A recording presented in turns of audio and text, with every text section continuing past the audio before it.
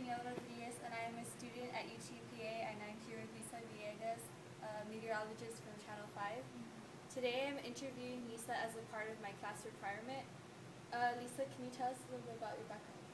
Yeah, well, my background in meteorology, first of all, I've been a meteorologist at KRGB for about 2.5 years. I've been in the field probably for about 3.5.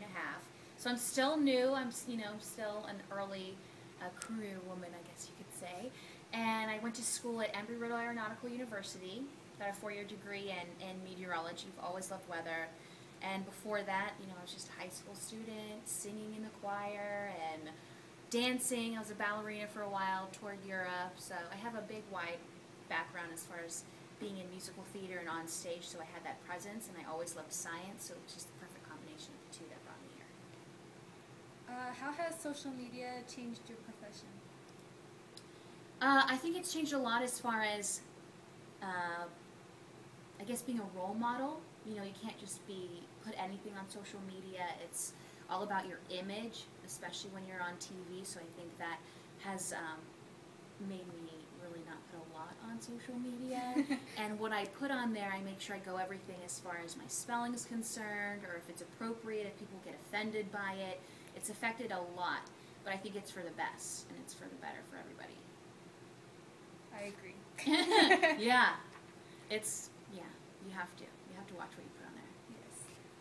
What are some positive changes that you have noticed in the age of media? Positive changes, I think as quickly as we get breaking news out, again with social media. I think that's really good.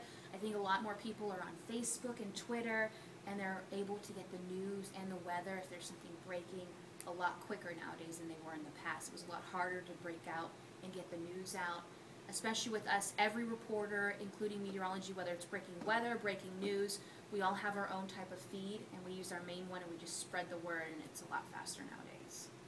What are some negative changes? I think negative changes also have to do with social media. Sometimes we get the word so quickly that we don't verify it, so sometimes it can go out and it can be wrong. And if it's wrong, then we have to apologize, and then all the tweets or all the, Facebook reposts might have to get, redone, and then the bad news gets out there. Or something will go viral and it's wrong, or it's just a lie. You can put anything on social media. Not so much on the news if we're airing it. I think as far as something bad, I think not as many people are watching. So not as many people are paying attention. What does the media influence with culture? How does it influence culture? Yes. I think it has a lot to do with that. I mean, everything you see on TV, it's based on the viewers. It's based on what gets the viewers' attention, what gets viewers involved. That's what we want to air. So if the viewers are interested and they're clicking on a lot of posts, or we're getting a lot of feedback for this type of story, maybe it's breaking news about, or any type of news, maybe about deaths, or maybe it's about negative news, and the people are feeding off that, that's exactly what the public's going to get, and that's what they're going to get more of. Now, if we air a lot of that stuff, then it kind of spreads out a little bit more. As far as, positive news, it can do the same exact thing. Anything that's on the media, anything that's on air, a lot of people, too, will kind of feed off that. So I think it has a lot to do with influencing the public big time. But it also depends on them as well. If they like it, if they don't like it, that's what we'll do. Does that make sense? Yes. Okay, okay. As a media professional, have you experienced a time when local media influenced the community? I think so, especially with community work. Now, the station that I work for, it's not really community-based. We actually have a brand for our news station, and branding with news stations is very rare. But for our station, it's breaking news, breaking stories, and that's all that we do. Now, other stations in the community, they're more community-based, and I think that definitely influences the public. We do a lot more of that on social media.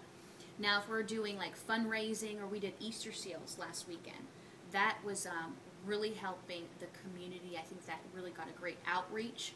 We raised over $440,000 for people in the valley. Things like that, community-based, I think really send a positive message and help the community out.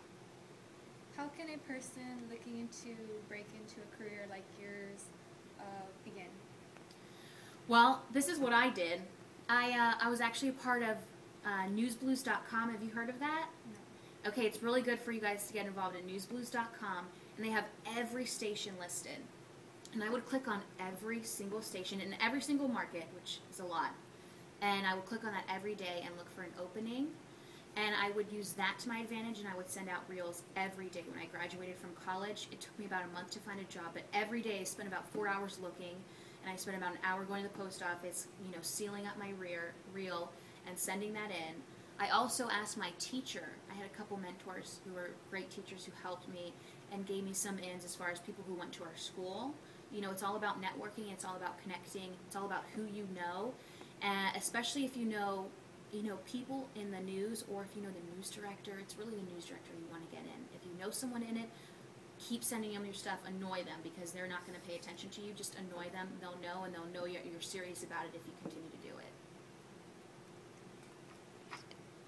Who or what influenced your career path? My dad. Definitely my dad. My dad always wanted me to be a scientist, and he was like, you know what, Lisa, because I wanted to be a ballerina. We talked about this earlier. That's what I was going to go to school to New York and be a ballerina. My dad was like, is that the kind of career you want? Or do you want to do something, a little bit more with some oomph in it? And he's like, you're smart enough, you can do it. You can be a scientist. I know you're always writing little clouds on your book, on your, your notebooks. He's like, you can do it, Lisa, you can do it. And so I did it. And you know what advice he told me? This might not be the best advice, but this is what stuck with me. He's like, Lisa, there are so many people who have careers that, you want to become just like you, or even doctors or scientists who aren't the smartest people in the world, but they did it. And then he's always like, if they can do it, you can do it. Because I never thought I was smart enough to do anything like that, but he encouraged me that, anybody can do anything that they want. My dad's the exact same way. Yeah. He's like, why do you want to be a dancer, or yeah. a fashion designer? You can be something. That's what you're Yeah, going to you can for. do anything. Yeah, you can do anything you want, and you can. Like, if you put your mind to it, you can be and have anything you want. What would you say you like most about your job? Oh my gosh, I love everything. I really feel like it's not even a job. First of all, I feel like it's more like a hobby. I love tracking severe weather. Now, I know a lot of people get offended when I say that sometimes because, for example, like hurricanes or tornadoes, like I don't wish that upon anybody. I don't wish that for the viewing area, but for me, I get a rush out of it, especially if we have severe weather, we have thunderstorms. When you get that and you're on 24/7, like that's all weather there. And for me, when I'm on air and I'm talking about it, I just can go forever, and I just think it's exciting. I love weather in general, so anything that has to do with weather, I just find fun. Yeah. Would you like to say anything else before we close the interview? As far as advice is concerned, Yes. I think that everyone should definitely work on your tapes or your reel, your video. When you're sending that in, that's the most important piece on your resume that you can have. Literally the first 15 seconds, they'll judge you like that. So make sure your first clip is on point, that you look fantastic. How you look is exactly how you're going to go in that interview. Confidence, make sure you're poised, you're looking at the camera. I think that's the number one thing that you need to work on. And for your video and your tapes, of course, just a couple little snippets of what you can do, because literally they're only going to look at that max minute. I have a question. What is a reel?